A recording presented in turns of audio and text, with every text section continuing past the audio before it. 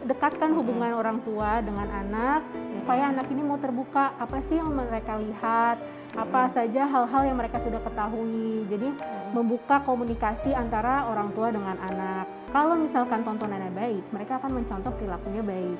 Tapi kalau apa yang ditontonnya itu misalkan mengandung agresivitas secara fisik, secara verbal, maka nanti anak ini bisa mencontoh, oh berarti untuk berkata kasar itu boleh ya ke teman gitu, atau mungkin dia nggak tahu sebenarnya kalau itu tuh kata-kata yang tidak boleh diucapkan untuk teman-temannya. Edukasi pada anak juga bisa dikasih tahu batasan-batasan apa saja yang boleh di-share ke orang lain.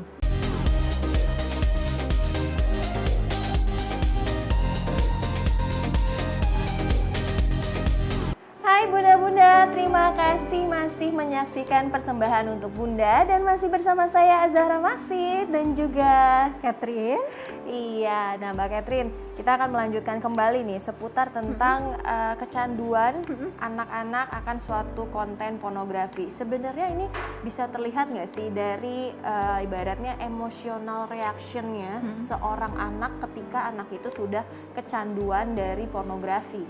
Biasanya ada perubahan mood ya Mbak ya dari anak ini, bisa aja ke arah sana. Jadi anak ini mungkin yang biasanya tahu cara untuk mengatur emosinya dengan cara yang sehat, sejak menonton pornografi anak ini jadi meledak-ledak emosinya seperti itu.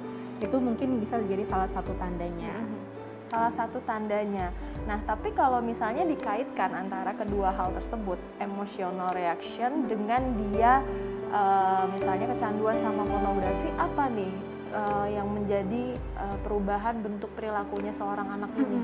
Karena anak kan nonton itu bisa menjadi salah satu bahan contoh untuk anak. Nah, sementara apa yang ditonton belum tentulah baik.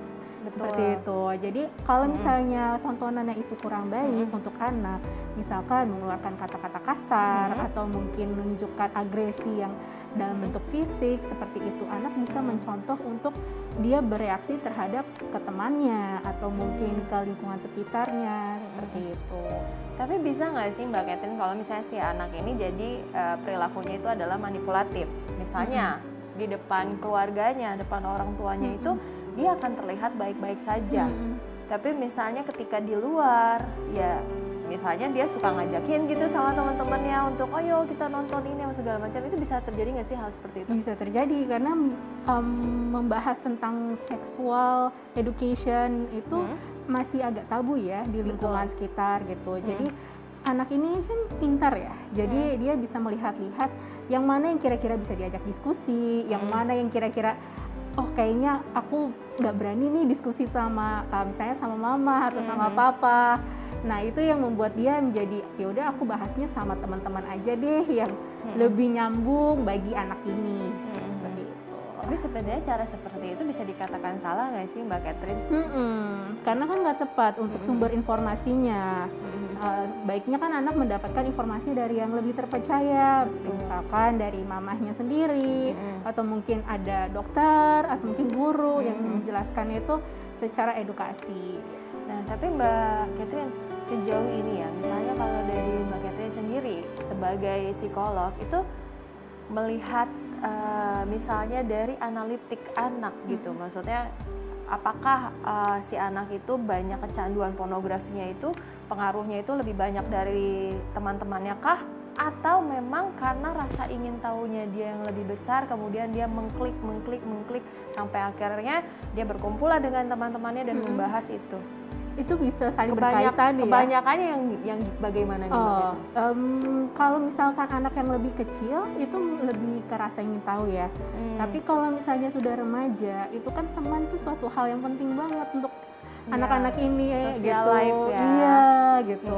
Apalagi kalau misalnya pembahasan di antara teman-temannya ini udah seputar seksualitas, tubuh manusia seperti itu. Jadi supaya bisa nyambung ngobrolnya kan harus bisa paham ya konten di dalamnya itu juga gitu. Dan mungkin gak sih kayak anak-anak ini tuh kayak cuman karena terpengaruh oleh social life-nya, misalnya pengen berteman dengan satu circle yang akhirnya ya mereka mencari topik dengan topik-topik yang berbau konten pornografi. bisa aja. Nah itu dia yang jadi PR orang tua juga, supaya tahu batasan-batasan mana sih hubungan yang sehat dengan teman. Jadi pertemanan sehat itu seperti apa bentuknya, itu harus ada diskusi antara anak dengan orang tua juga. Nah, kalau ngomongin diskusi bagaimana nih kira-kira cara diskusi yang baik, karena kan ini kan sebenarnya kalau di Indonesia sendiri itu adalah hal yang tabu ya untuk membahas suatu konten pornografi apalagi bersama anak. Mungkin kalau anaknya sudah dewasa masih bisa dikomunikasikan, tapi bagaimana dengan komunikasi dengan anak yang mana itu membahas konten pornografi.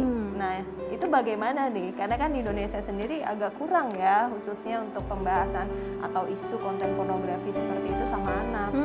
Bisa dua cara ya Mbak ya, bisa secara preventif atau mungkin secara kuratif. Jadi kalau udah terlanjur terjadi gitu kan, kalau misalnya preventif kita mencegah, itu kita bisa memberikan sex edu pada anak sedini mungkin. Bahkan anak-anak TK tuh bisa dapat sex edu, tapi kontennya itu yang disesuaikan dengan perkembangan anak. Kalau misalnya pas saat TK, anak tuh butuh pengetahuan tentang tubuh private tuh yang bagian mana ya, siapa aja yang boleh nyentuh. Nah itu kan hal-hal yang sangat mendasar.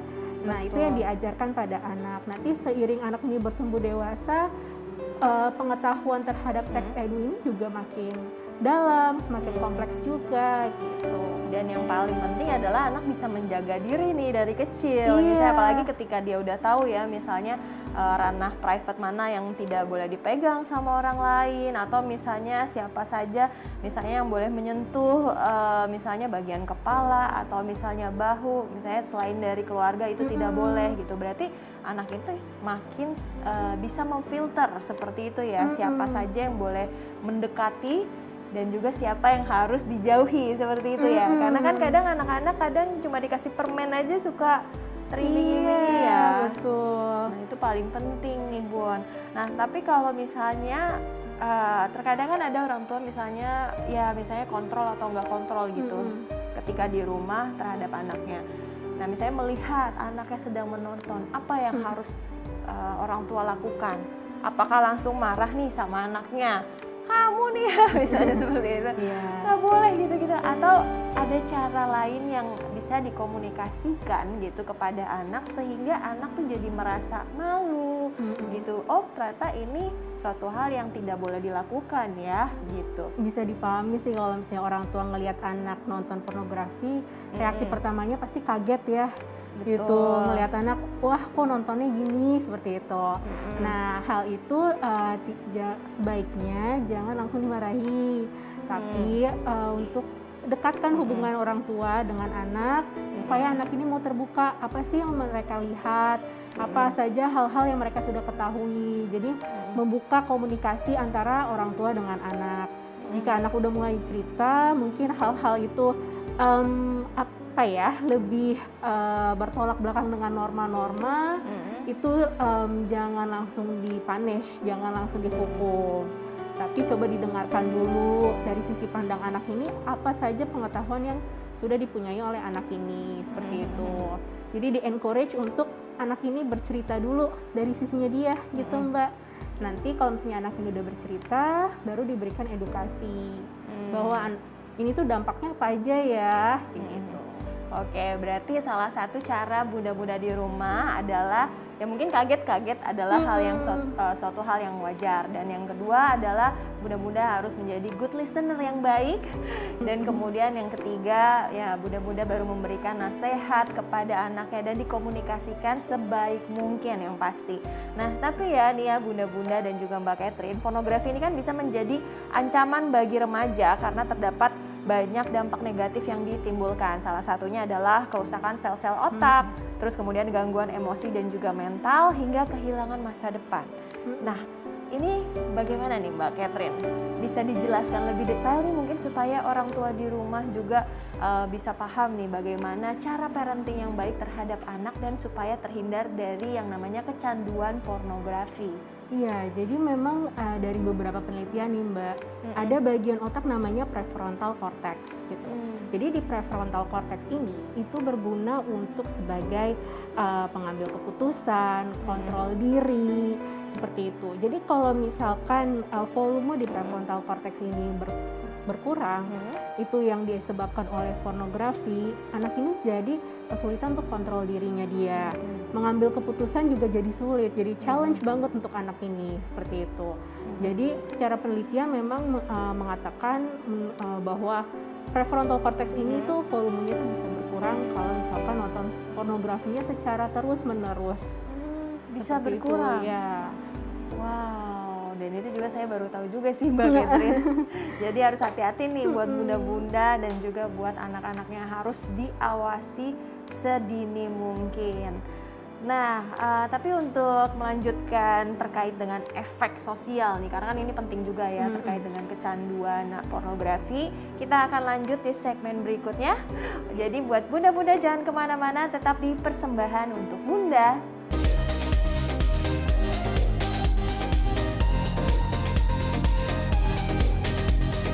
Terima kasih bunda-bunda masih setia di program Persembahan untuk Bunda dan masih bersama saya Azhara Masid dan juga Catherine. Iya Mbak Catherine. Nah tadi kan ternyata pengaruhnya besar sekali ya, bahkan menurunkan tingkat misalnya kerusakan pada otak juga. Nah kemudian juga gangguan mental dan juga emosi. Nah tapi kalau terkait dengan efek terhadap sosialnya sendiri, apakah ada dan jika ada bagaimana nih Mbak? Oke, jadi memang balik lagi yang sebelumnya bahwa anak yang nonton itu apapun bentuknya mereka jadi cenderung untuk mencontoh apa yang mereka tonton. Kalau misalkan tontonannya baik, mereka akan mencontoh perilakunya baik.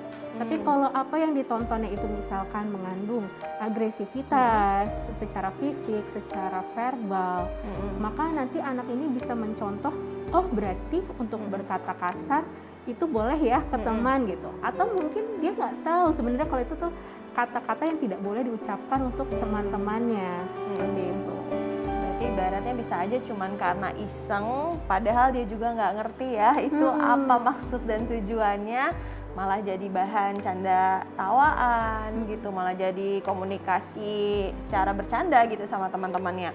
Nah tapi kalau tidak salah ya Mbak Catherine, salah satu cara penting untuk menjauhkan anak dari konten pornografi ialah dengan cara menumbuhkan kontrol diri anak untuk memfilter hal-hal yang baik dan juga tidak baik untuk dipilihnya. Nah tapi jangan juga nih supaya orang tua misalnya ketika mengkontrol tapi malah tetap kecolongan ya, apalagi zaman sekarang ya, orang tuanya pada sibuk, terus habis itu anaknya juga misalnya terlalu stres dengan menyibukkan diri dari berbagai macam aktivitas di sekolah mungkin. Jadi salah satu caranya adalah misalnya menonton pornografi. Nah bagaimana cara orang tua memantau si anak ini misalnya tidak boleh kecanduan dari pornografi, kemudian apa saja sih hal-hal yang bisa dilakukan oleh si anak itu misalnya dalam melakukan aktivitas yang supaya dia tuh terhindar dari misalnya dikit-dikit aduh nonton pornografi atau gimana gitu. Oke, ini biasanya mulai marak nih istilahnya belakangan ini disebutnya digital literacy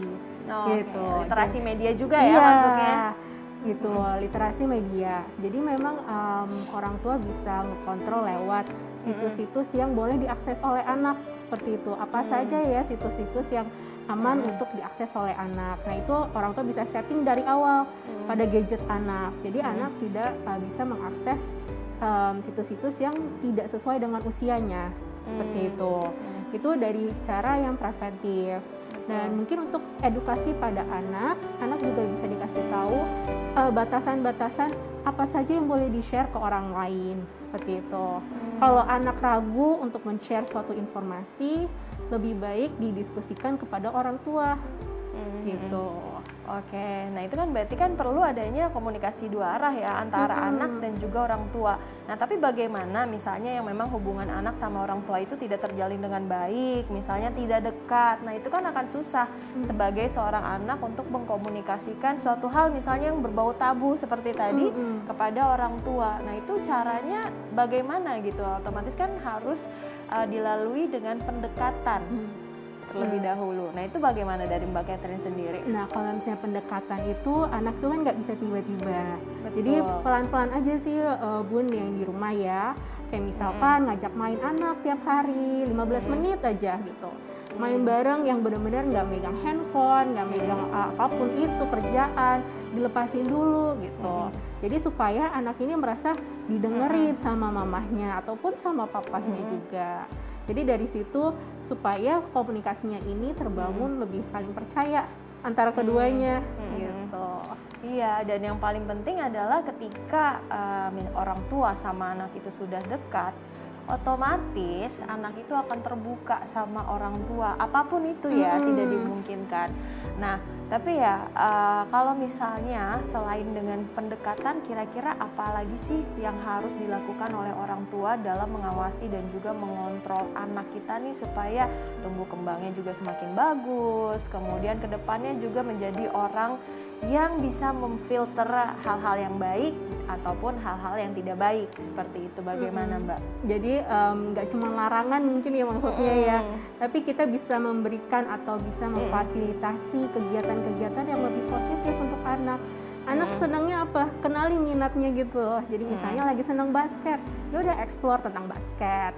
Atau misalnya anak lagi senang coding gitu, eksplorasi seputar coding seperti itu. Jadi bisa mengarahkan ke kegiatan-kegiatan yang lebih positif. Tapi sebenarnya fakta atau mitos nggak sih Mbak? Misalnya nih ya, kalau anak yang cenderung kebanyakan pasif di rumah gitu, atau misalnya tidak melakukan banyak aktivitas, mereka akan lebih ingin tahu atau misalnya seputar tentang kecanduan atau konten pornografi dibandingkan dengan anak-anak yang memiliki segudang aktivitas, entah dari pelajaran misalnya ekstrakurikuler ataupun lain-lainnya. Kira-kira dari Mbak gimana? Iya, kalau misalnya anak yang punya banyak aktivitas kan alternatifnya lebih banyak ya. Betul. Jadi kalau misalkan anak bosan dengan A, bisa pindah ke B, bisa pindah ke kegiatan C seperti itu. Jadi opsi untuk anak ini banyak sekali yang bisa dilakukan oleh anak. Tetapi kalau misalkan anak ini cenderung, kalau misalnya udah bosan dengan A, terus aku nggak tahu lagi mau ngapain. Nah itu yang perlu kita fasilitasi untuk kita dorong. Apalagi ya kegiatan yang bisa kamu lakukan. Gitu. Berarti lebih besar ya efeknya kalau misalnya anak ini pasif, maksudnya kecenderungan dia untuk ingin tahu misalnya kan suatu konten pornografi juga lebih besar ya. Iya. Kalau misalnya pasif. Nah itu juga sebagai salah satu cara nih Bun. Jadi misalnya bunda-bunda kalau misalnya anaknya harus diberikan misalnya pendidikan misalnya non akademik seperti itu supaya anak-anak juga memiliki banyak aktivitas dan jadi tidak bingung ya saya mau ngapain lagi seperti itu. Nah tapi kan kalau misalnya kita ngebahas lagi tentang edukasi seks sedini mungkin. Misalnya tadi kalau misalnya yang sedini mungkin itu adalah kita masih bisa memberikan tentang bagian tubuh mana yang tidak boleh dipegang ataupun misalnya boleh dipegang. Terus misalnya boleh dekatnya sama siapa gitu. Misalnya di luar dari keluarga harus seperti ini atau seperti itu. Tapi kan anak-anak ini kan usianya range waktunya banyak ya. Maksudnya ada SD, ada golden age, ada SMP ataupun ada SMA. Masa-masa masih di bawah 17 tahun gitu, masa-masa masih labil yang terkadang cepat terpengaruh dengan teman-temannya. Nah, ketika yang anak sudah beranjak dewasa atau mau dewasa, nah bagaimana tipsnya untuk orang tua nih mengkomunikasikan hal-hal yang berbau pornografi terhadap anaknya? Oke, jadi kalau misalkan anak-anak di SD biasanya kan udah mulai merasakan tanda-tanda pubertas seperti itu, udah mulai ada yang menstruasi, ada yang mulai pipi basah. Nah, hal-hal perubahan dalam tubuhnya ini bisa sebagai bahan dasar untuk komunikasi antara orang tua dengan anak seperti itu. Jadi apa yang membuat anak ini mengalami perubahan fisik tersebut itu sebagai tanda awal. Nah, bagaimana anak ini bisa menjaga dirinya dia juga, itu juga yang harus dikomunikasikan. Kalau misalnya lagi di public area yang boleh dan tidak boleh dilakukan tuh apa ya. Jadi kalau misalnya TK itu fokusnya ke dirinya dia, kalau misalnya SD itu menuju SMP, itu dia bisa dikomunikasikan untuk bagaimana pertemanan yang sehat ke teman-temannya kayak gitu. Nah, kalau udah SMP itu kan udah remaja ya. Betul. Biasanya udah pelajarannya udah masuki kromosom seperti itu. Nah, anak-anak ini kalau udah remaja memang diberikan penjelasan tentang bagaimana hubungan yang sehat gitu ke teman-temannya. Nah itu dia ya Bun ya, tips dari Mbak Catherine selaku psikolog. Tapi nggak berasa ya Mbak Catherine, ternyata kita sudah 30 menit, artinya sudah di penghujung acara gitu ya. Kita harus berakhir. Terima kasih sudah datang Terima Mbak kasih, Catherine. Mbak. Banyak sekali informasi dan tips yang bisa digunakan oleh bunda-bunda di rumah, khususnya dalam mengawasi dan juga mengontrol anak sedini mungkin untuk pencegahan dari suatu konten yang berbau pornografi. Tapi buat bunda-bunda di rumah, jangan kemana-mana, pokoknya saksikan terus persembahan untuk bunda di episode selanjutnya yang pastinya gak kalah menarik daripada hari ini. Dan saya Azahra Masid bersama dengan Catherine. kami pamit undur diri dan bye-bye.